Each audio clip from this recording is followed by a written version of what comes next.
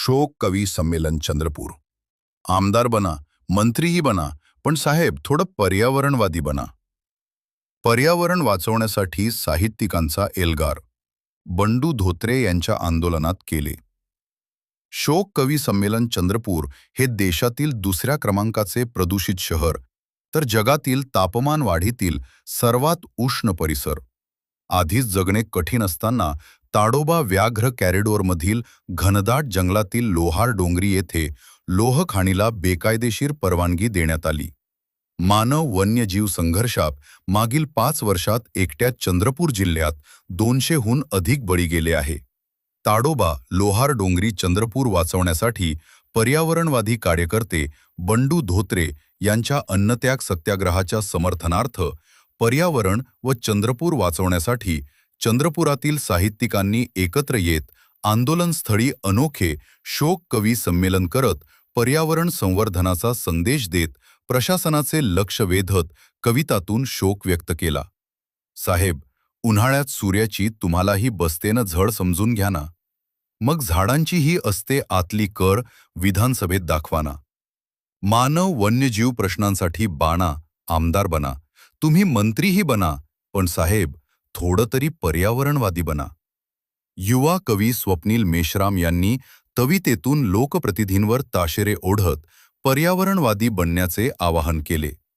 जिल्हा समाज कल्याण अधिकारी धनंजय साळवे, कवी किशोर मुगल, केशव कुकडे, विजय वाटेकर, सोनाली धनमने यांनी पर्यावरणामुळेच माणूस मोकळा श्वास घेऊ शकतो, आपला श्वास वाचवण्यासाठी लढण्याची गरज असल्याची भावना कवितेतून व्यक्त केली.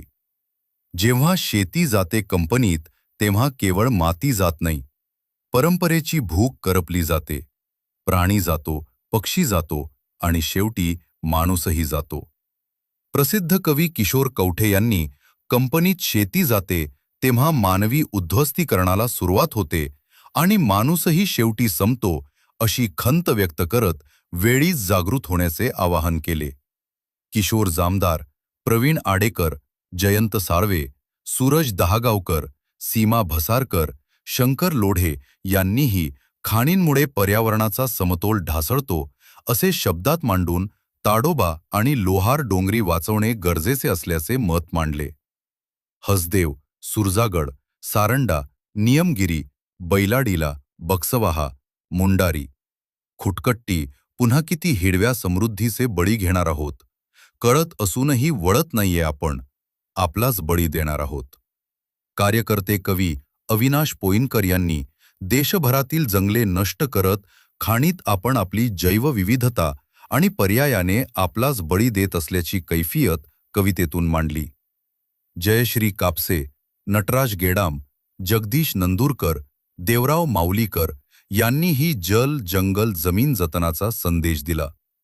इथे सांडल्या भावना बीज अंकुरेल पुन्हा आणि नव्या घरट्याचा पक्षी करतील गुन्हा.